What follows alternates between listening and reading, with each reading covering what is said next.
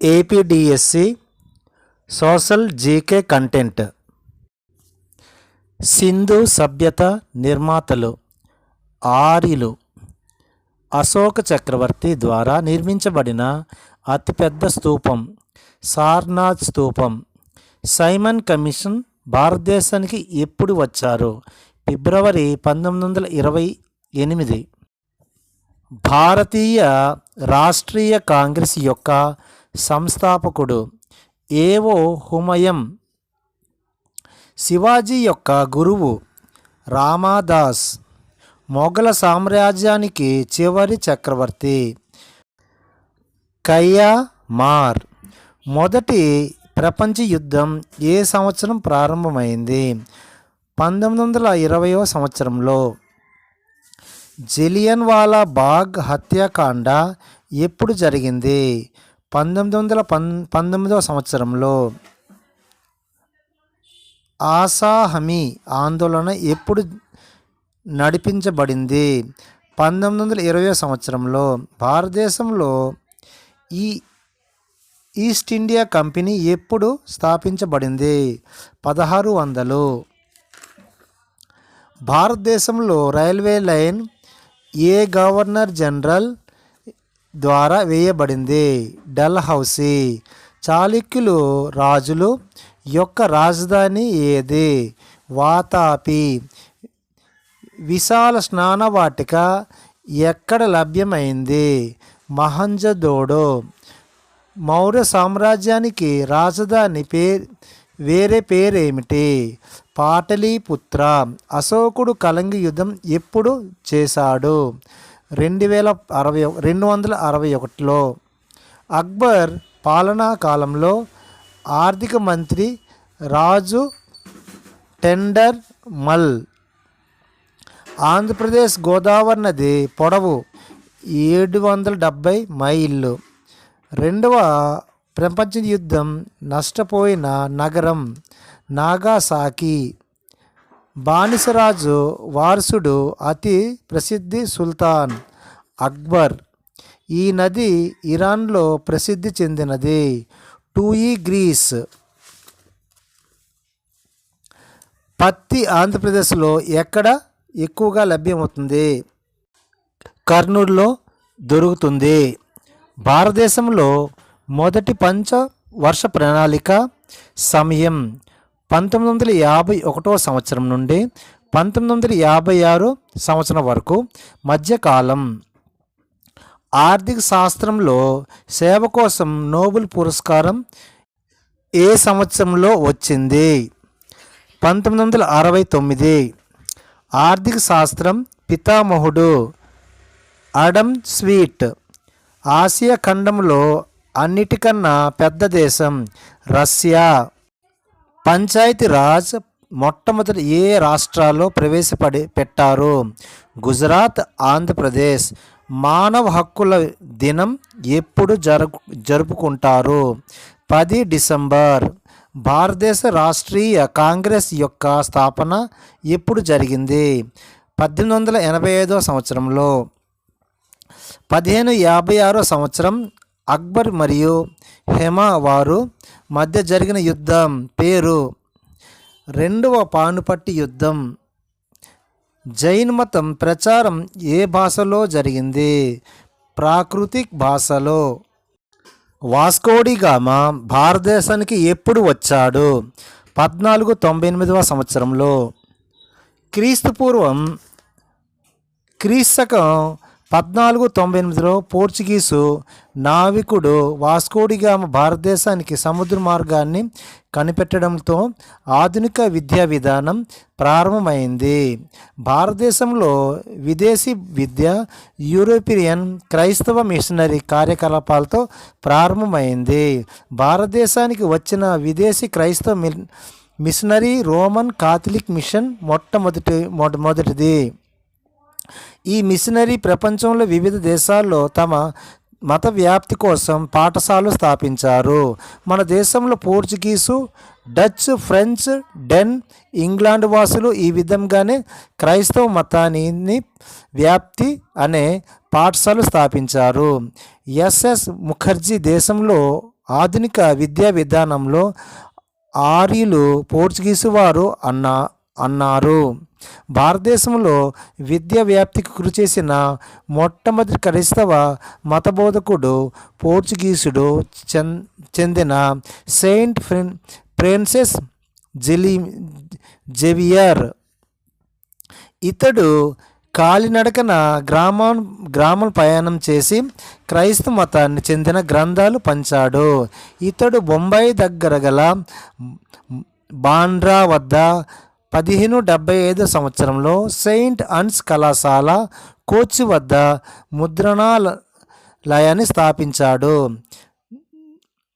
జీసుయిట్ మత సంస్థను స్థాపించాడు. ఆదివారం సెలవు దినం వీరు ప్రకటించారు. సిలబస్ను పుస్తక రంగంకి వీరే ముద్రించారు. 1578లో గోవా దగ్గర చౌల్లో మరొక కళాశాల పోర్చుగీసు వారు స్థాపించారు.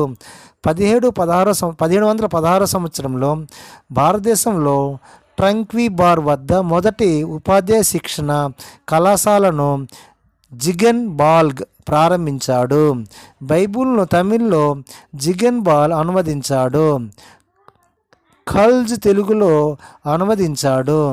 వీరు విద్యాలయాలు బోధించే అంశాలు మత ప్రచారంతో పాటు పోర్చుగీసు, లాటిన్ భాషను, టర్కు భాష, దివ్యజ్ఞానం.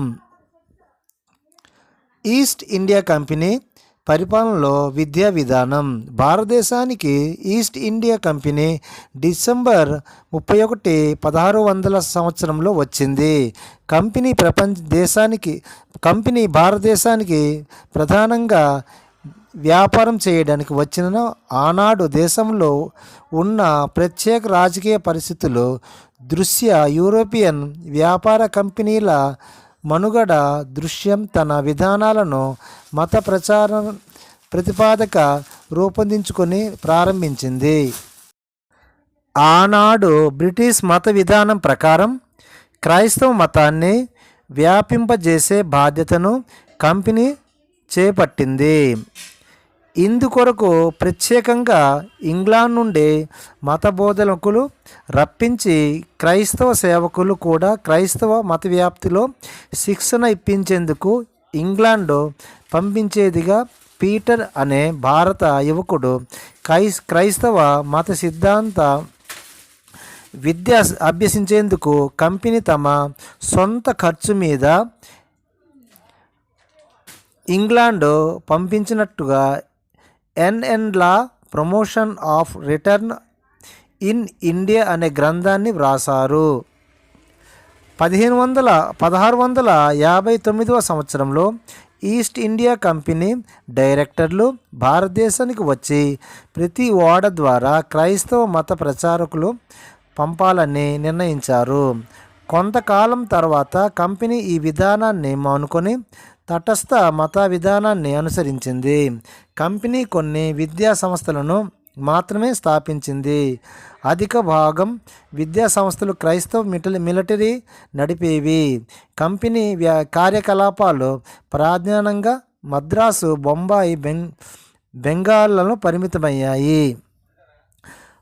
1781 సంవత్సరం కలకత్తాలో మద్రాసును, 1791లో బెనారస్ సాంస్కృతిక కళాశాల ప్రారంభించారు. 1857 సంవత్సరం తర్వాత కంపెనీ విద్యా స్థాపనలో బ్రిటిష్ ప్రభుత్వం విద్య ప్రారంభం అయింది. ఈస్ట్ ఇండియా కంపెనీ ఆధ్వర్యంలో 1815 సంవత్సరంలో మద్రాసు, 1718లో బొంబాయి, 1731లో కలకత్తా, ఆ తర్వాత తాంజాపూర్, కాన్పూర్ మొదలైన చోట్ల ఆంగ్లులైన సైనికుల కోసం, ఆంగ్ల ఇండియా కుటుంబాలను పిల్లల కోసం పాఠశాలలు స్థాపించారు. జర్మనీ మిలిటరీ అయిన స్కావర్జ్ మద్రాసు, ఫ్రాన్స్లో స్వదేశీ విద్య కోసం 2 పాఠశాలలు ప్రారంభించారు. 1871 సంవత్సరంలో థామస్ మన్రో మద్రాస్ గవర్నర్గా ఉన్నప్పుడు పాఠశాల వయస్సు గల పిల్లలు కొందరు స్వదేశీ విద్యకు దూరంగా ఉన్నట్లు గుర్తించారు. దీనిలో బాలికలకు విద్య వ్యాప్తి కృషి చేయాలని భావించి తగిన ఉత్తర్వులు ఇచ్చారు. మన్రో పరిశీలనలో స్వదేశీ విద్యాభ్యాసం చేసే బాలబాలికలకు ఉదయం 6 గంటల నుండే పాఠశాలకు మళ్ళీ సరస్వతి అని రాసి ఆ తర్వాత శ్లోకాలు వచనలు వల్లెవేసే వారిని తెలిపారు. పాఠశాలలకు ఆలస్యంగా వచ్చేవారికి వ్యాయామ శిక్ష చేసేవారు. ఈ కాలంలో ఖల్తా అనే కట్టె పలకలు వాడేవారు. మరోసారి ఖల్తా అనే కట్టె పలకలు వాడేవారు. ముంబై గవర్నర్ ఎల్జ్బాన్ స్టాన్ స్వయం విద్యానందించే పాఠశాలలు సర్వే చేయించారు. ఇక్కడ మానిటరింగ్ పద్ధతి అమల్లో ఉండేవి. 1786లో మిస్టర్ కాంబెల్ అనాథులైన స్త్రీల కోసం మద్రాసులో ఒక అన్సెస్ ప్రారంభించారు. మానిటరీ పద్ధతిలో విద్యనందించారు. 1878 సంవత్సరంలో general council of education of India లండన్లో ప్రారంభించారు. చార్లెస్ గ్రాంట్ భారతదేశంలో ఆధునిక విద్యను పితామహుడుగా పిలువబడతాడు. ఎందుకంటే భారతీయులకు ఇంగ్లీష్ విద్య ప్రాధాన్యత గురించి మొట్టమొదటి నొక్కి చెప్పింది ఇతడే. 1773లో ఒక సామాన్య కంపెనీ అధికారిగా భారతదేశానికి వచ్చి ఇక్కడ సంస్కృతిని విద్యా విధానాన్ని అవగాహన చేసుకొని తిరిగి ఇంగ్లాండ్ వెళ్ళి 1992లో కంపెనీ ప్రతినిధిగా బ్రిటిష్ పార్లమెంటులో అబ్జర్వేషన్ పేరిట ఒక చిరు పుస్తకాన్ని సమర్పించాడు. ఇందులో భారతీయుడు అతి నీచమైన దౌర్భాగ్యమైన పరిస్థితిలో జీవిస్తున్నారని పేర్కొన్నాడు. భారతీయుల దైవస్థితిని బాగు చేయడానికి 2 మార్గాలు సూచించాడు. అవి ఇంగ్లీష్ భాష, రెండోది క్రైస్తవ మత వ్యాప్తి. ఇంగ్లీష్ భాష గురించి పేర్కొంటూ ఇది నూతన భావన నేర్చుకోవడానికి స్థాలం చెవి లాంటిది అన్నాడు. భారతదేశంలో ఇంగ్లీష్ బోధన పరంగా ఉండాలనే తమ వాదన బలపరిచి ఇంగ్లీష్ పార్లమెంటు విల్బుల్ పోర్ట్స్ అనే సభ్యుని ఒక తీర్మానంలో ప్రవేశపెట్టవలసిందిగా అని కోరాడు. బ్రిటిష్ పార్లమెంటు ఈ తీర్మానాన్ని ఆమోదించకపోయినా ఆచరణలో కంపెనీ గ్రాంట్ సూచనలే అమల్లోకి పరిచింది. ఈ వాస్తవం 1813లో చార్టర్ చట్టం ప్రతిపాదించింది. 1813 చార్టర్ చట్టం గ్రాంట్ సూచన అనుసరించి బ్రిటిష్ పార్లమెంటు 1813 సంవత్సరంలో చార్టర్ చట్టాన్ని ఆమోదించింది. విల్బర్ ఫోర్స్ చార్లర్ గ్రాంట్ ఆలోచనలకు అనుగుణంగా ఈ చట్టాన్ని రూపొందించడంలో సహాయపడ్డాడు. ఈ చట్ట భారతదేశంలో విద్యకు తమ నూతన మార్గాన్ని ఈ చట్టం స్టేట్ ఎడ్యుకేషన్ సిస్టమ్ ఆవిర్భావంలో నాంది పలికింది. ఈ చట్టంలో ఈ క్రింది ప్రధానాంశాలు ఉన్నాయి. క్రైస్తవ మిషనరీలను తమ మతానాన్ని ప్రచారం చేసుకున్నటకు స్వేచ్ఛ ఇవ్వాలి. భారతీయులు విద్యావంతులు చేయుటకు కంపెనీ బాధ్యత వహించాలి. సంవత్సరానికి ₹1,00,000 విద్య కొరకు కేటాయించాలి. ఈ చట్టం తర్వాత అనేక ప్రైవేటు పాఠశాలలు స్థాపించబడిన చట్టంలో సూత్రాలు ఆచరణ అమలుపరచడంలో అనేక విధాల ఎదురయ్యాయి. ఈ విధానంలో ప్రధాన కారణాలు 3. 1813 చట్టంలో బోధనా భాష ఏది ఉండాలన్నదే స్పష్టంగా లేదు. అందువలన కొంతమంది స్వదేశీ భాషలో బోధన భాషగా ఉండాలన్నారు. చట్టంలో విద్యా లక్ష్యం స్పష్టంగా లేదు. ఏ విద్య దశకు ఎంత ఖర్చు చేయాలనే స్వదేశం విద్య లేదా పాశ్చాత్య విద్యను ప్రోత్సహించాలని అనేక వివరాలు లేవు. కంపెనీనే పూర్తిగా విద్యా బాధ్యత చేపట్టారు లేదా ప్రైవేటు వ్యక్తులకే ఈ బాధ్యతను వదిలివేయాలా అనేది సమస్య. మరొకటి, మిలిటరీ స్వేచ్ఛగా విద్యా సంస్థ ఏర్పాటు చేసుకుని తమ మత వ్యాప్తి చేసుకోవచ్చా అనే సమస్యతో తలెత్తేవి. ప్రాచ్యల వాదం. 1813 ముందు ఈస్ట్ ఇండియా కంపెనీ ప్రాచ్య విద్యకే ప్రాధాన్యతనిచ్చింది. కంపెనీ సాంప్రదాయ విద్యా విధానాన్ని కొనసాగించాలనుకుంది. ఈ విధాన ఫలితంగానే కలకత్తా, మద్రాసా, బెనారస్ సంస్కృతి కళాశాల స్థాపించబడ్డాయి. ఈ విధానాన్ని బలపరచడంలో భారత కంటే ఆంగ్లేయులే ముందున్నారు. ఈ విధానాన్ని బలపరచడానికి ఆంగ్లేయులు Warren hasty, princess lord Minto మరియు హెచ్ మిల్టన్ ప్రముఖులు. వీరిలో ప్రిన్సెస్ ముఖ్యుడు. ఇతడు 1813 సంవత్సరంలో విద్యకు కేటాయించిన ₹1,00,000 ఏ విధంగా ఖర్చు పెట్టాలనే అంశం మీద నియమించి కమిటీ అధ్యక్షుడు. ఈ కమిటీలో మెజారిటీ సభ్యులు సంస్కృతం, అరబిక్, పర్షియన్ భాషలను విద్యాభివృద్ధి జరగాలని ప్రిన్సెస్ వాదపు బలపరిచారు. 19వ సంవత్సరం నాటికి ఇంగ్లీష్ గొప్ప పారిశ్రామిక దేశంగా ఆవిర్భవించింది. అప్పటికే ప్రజా సామ్రాజ్యవాద దేశాలన్నిటికన్నా ఎక్కువ వలస ఏర్పరచుకొని ప్రపంచంలో గొప్ప రాజకీయ శక్తిగా అయింది. మిగతా వారికన్నా గొప్ప వారమని, తన భాష, సాహిత్యం, సంస్కృతి గొప్పవని భావించడం సహజమైనది. పాశ్చాత్య విద్యను సమర్థించేవారు యువకులు ఉండేవారు. నూతన భావాలు వంటి పట్టించుకున్న వీరి భారతీయ భాషల పట్ల, సంస్కృతి పట్ల చిన్న చూపు చూసేవారు. భారతీయులే విజ్ఞానాన్ని ఇంగ్లీషులో ద్వారా పెంపొందించడం భావించారు. పాశ్చాత్య విజ్ఞాన ద్వారానే భారతీయుల నైతిక స్థాయిని పెంచవచ్చని వాదించారు. అందుకనే ఎక్కువ డబ్బు ఇంగ్లీషు విద్యకు కేటాయించేవారు. ఆంగ్లిస్టులను మెకాలే ముఖ్యుడు. కానీ రాజారాం మోహరం లాంటి భారతీయులకు కూడా భారతీయ అజ్ఞానాన్ని తొలగించుటకు ఇంగ్లీషు విద్య గడపడం తప్పదని వాదించాడు. ఈ రెండు పక్షాల వాదనలో ఎన్ని తేడాలున్నా 2 అంశాలు మాత్రం వారిద్దరూ ఏకీభవించారు.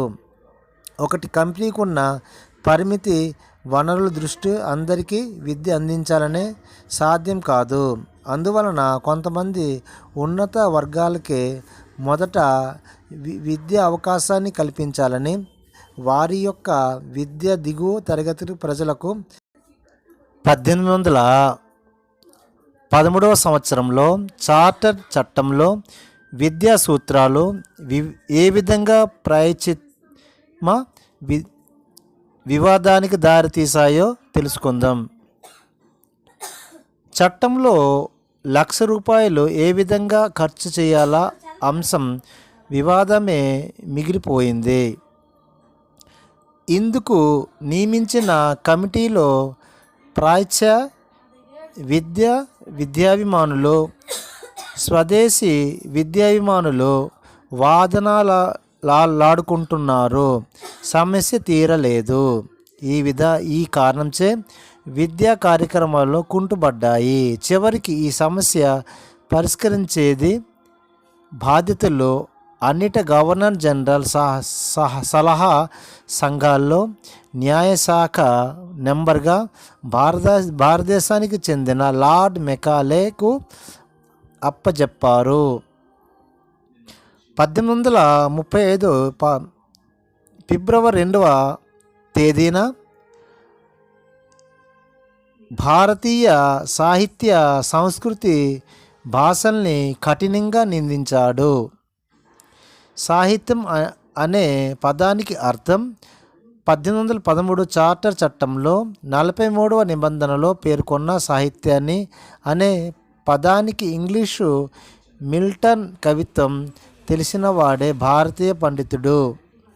భారతీయ సాహిత్యం భారతదేశం అరేబియన్లో మొత్తం సాహిత్యం యూరోపియన్ గ్రంథంలో ఒక ఫెల్సా అనే పుస్తకాన్ని సరిరావు నూతన వర్గంలో తయారు చేసిన కంపెనీ మీద అది పరిపాలించే కోట్లాది భారతీయుల మధ్య దుబారాసీలు వ్యవహరించడానికి అల్పసంఖ్యలో భారత వర్గం అవసరం.